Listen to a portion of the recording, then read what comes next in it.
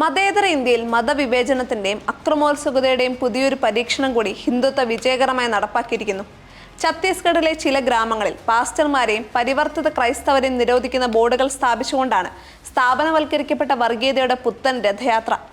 ഇതിനെതിരെയുള്ള ഹർജി തള്ളിക്കൊണ്ട് സംഭവം ഭരണഘടനാ വിരുദ്ധമല്ലെന്ന് ഹൈക്കോടതി പറഞ്ഞിരിക്കുന്നു.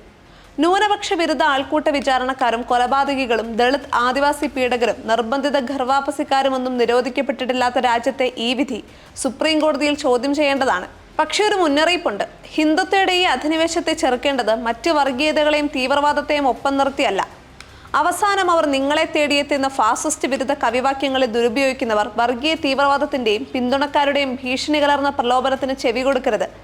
ഇന്ത്യയെ മതേതരമായി നിലനിർത്തേണ്ടത് ഒരു മതഭ്രാന്തന്റെയും കൂട്ടുപിടിച്ചല്ല. BJP ഭരിക്കുന്ന ഛത്തീസ്ഗഡിലെ കാൻഗർ ജില്ലയിലുള്ള 8 ഗ്രാമങ്ങളുടെയെങ്കിലും പ്രവേശന കവാടങ്ങളിൽ മതപരിവർത്തനക്കാരായ പാസ്റ്റർമാർക്കും പരിവർത്തിത ക്രൈസ്തവർക്കും പ്രവേശനമില്ലെന്ന ബോർഡുകൾ സ്ഥാപിച്ചതിനെതിരെയുള്ള ഹർജി തള്ളിയതായി ഇന്ത്യൻ എക്സ്പ്രസ് ഉൾപ്പെടെയുള്ള മാധ്യമങ്ങൾ റിപ്പോർട്ട് ചെയ്തു.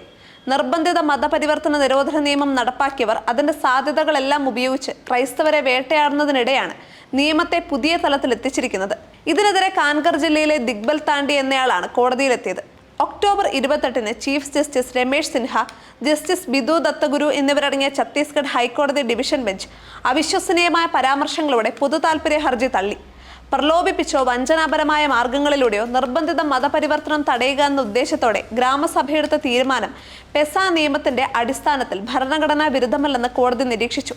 ഫലകം സ്ഥാപിച്ചതിനെ അനുകൂലിച്ച് അഡീഷണൽ അഡ്വക്കേറ്റ് ജനറലും കോടതിയിൽ നിലപാടെടുത്തു. ഹർജിക്കാരന്റെ ഭാഗത്തു നിന്നുള്ള നടപടിക്രമങ്ങളിലെ വീഴ്ച ചൂണ്ടിക്കാട്ടിയ കോടതി ഹർജിക്ക് മുൻപ് സാധ്യമായ മറ്റു പരിഹാര ശ്രമങ്ങൾക്ക് ശ്രമിച്ചില്ലെന്നും പറഞ്ഞു.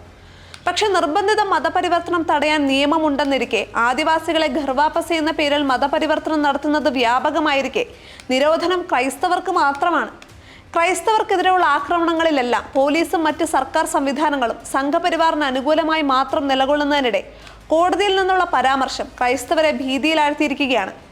സംഘപരിവാറിന്റെ ആലയിൽ നിന്നുള്ള പുതിയ ആയുധത്തിന് ലൈസൻസ് കിട്ടിയെന്നോ? നിർബന്ധിത മതപരിവർത്തന നിരോധന നിയമം പാകിസ്ഥാനിലെ മതപ്രവാചക നിന്ദാ നിയമങ്ങളുടെ വഴിയിലാണെന്ന് ഇതേ കോളത്തിൽ മുന്നറിയിപ്പ് നൽകിയിരുന്നതാണ്. പക്ഷെ പാകിസ്ഥാനിൽ പോലും ന്യൂനപക്ഷങ്ങളെ ഏതെങ്കിലും പ്രദേശത്ത് നിരോധിക്കുന്ന ബോർഡുകൾ സ്ഥാപിച്ചതായി കേട്ടിട്ടില്ല. മറ്റുള്ളവർക്കൊപ്പം യാത്ര ചെയ്യുന്ന കന്യാസ്ത്രീകളെ മതപരിവർത്തനം ആരോപിച്ച് വളഞ്ഞു വെച്ച് ആക്രമിക്കുന്നവർക്ക് ഛത്തീസ്ഗഡിലെ അതിർത്തി കടക്കുന്ന ഏത് ക്രൈസ്തവരെയും ഇനി കൈകാര്യം ചെയ്യാം. നാളെ മറ്റെവിടെയും ഈ ബോർഡ് വയ്ക്കാം. ക്രൈസ്തവ പുരോഹിതർക്കും കന്യാസ്ത്രീകൾക്കും നിശ്ചിത വേഷത്തിൽ പൊതുവിടങ്ങളിൽ പോലും പ്രത്യക്ഷപ്പെടാനാകാത്ത, ബൈബിൾ കൊണ്ടു നടക്കാനാകാത്ത, ക്രിസ്മസും ഈസ്റ്ററുമൊക്കെ പരസ്യമായി ആഘോഷിക്കാനാകാത്ത, വർഗീയ സംഘങ്ങളെ പേടിക്കാതെ ആരാധനാലയങ്ങളിൽ പ്രാർത്ഥിക്കാനാകാത്ത, വിദ്യാഭ്യാസ സ്ഥാപനങ്ങൾ സ്വതന്ത്രമായി നടത്താനാകാത്ത, കാലിക്കടത്ത് ആരോപിച്ചും ഗോഹത്യ ആരോപിച്ചും മുസ്ലിങ്ങളെ ഉൾപ്പെടെ തല്ലിക്കൊല്ലുന്ന അധികാരത്തിന്റെ ബുൾഡോസറുകൾ ന്യൂനപക്ഷങ്ങൾക്ക് മേൽ കയറ്റിയിറക്കുന്ന പുതിയൊരു ഇന്ത്യ യാഥാർത്ഥ്യമാവുന്നു. മതപരിവർത്തനം നടത്താനിടയുണ്ടെന്ന് ആരോപിച്ച് ഏതെങ്കിലും പ്രദേശത്ത് ആളുകളെ നിരോധിക്കുന്നത് എങ്ങനെയാണ്? അങ്ങനെയെങ്കിൽ നിയമം കയ്യിലെടുത്ത് ന്യൂനപക്ഷങ്ങളെ ആൾക്കൂട്ട വിചാരണ നടത്തുകയും ആക്രമിക്കുകയും കൊല്ലുകയും ചെയ്യുന്ന വർഗീയ സംഘടനകളെയും ഗർഭാപസി എന്ന പേരിൽ ആദിവാസികളെ മതപരിവർത്തനം നടത്തുന്ന സംഘപരിവാറിനെയും ദളിതരെയും ആദിവാസികളെയും മർദ്ദിക്കുകയും കൊല്ലുകയും ചെയ്യുന്ന സവർണരെയും ഒക്കെ എത്രയെത്ര ഇടങ്ങളിൽ നിരോധിക്കേണ്ടി വരും? വർഗീയതയുടെയും തീവ്രവാദത്തിന്റെയും മുൾവേലികൾക്കിടയിൽ ഞെരുങ്ങുന്ന മനുഷ്യർക്ക് മുന്നിൽ അവസാനത്തെ രക്ഷാകവാടവും അടയുകയാണോ? ഒരു മതഭ്രാന്തനെ ചെറുക്കാൻ അതിനോളം പോന്ന മറ്റൊന്നിനെ കൂട്ടുപിടിക്കാൻ ഇരകളിൽ ചിലരെയെങ്കിലും പ്രലോഭിപ്പിക്കുന്ന മതരാഷ്ട്രീയങ്ങളെയും അതിന്റെ സ്ഥാപനവൽക്കരണത്തെയും മതേതര പൗരന്മാരാണ് തിരിച്ചറിയേണ്ടത്. സമാന്തര വർഗീയ തീവ്രവാദ സംഘങ്ങളല്ല. ഒരു പറ്റം മനുഷ്യരെ നിരോധിക്കുന്ന ഈ ബോർഡ് ഛത്തീസ്ഗഡിലല്ല, ഭരണഘടനയിലാണ് നാട്ടിയിരിക്കുന്നത്. 2ാം തരം പൗരന്മാരെ ചൂണ്ടിക്കാണിക്കുന്ന ആ വിചാരധാരാ ഫലകം ഇന്ത്യ വിഭജനത്തിനു ശേഷം രാജ്യം കണ്ട ഏറ്റവും വലിയ അതിർത്തി രേഖയാണ്.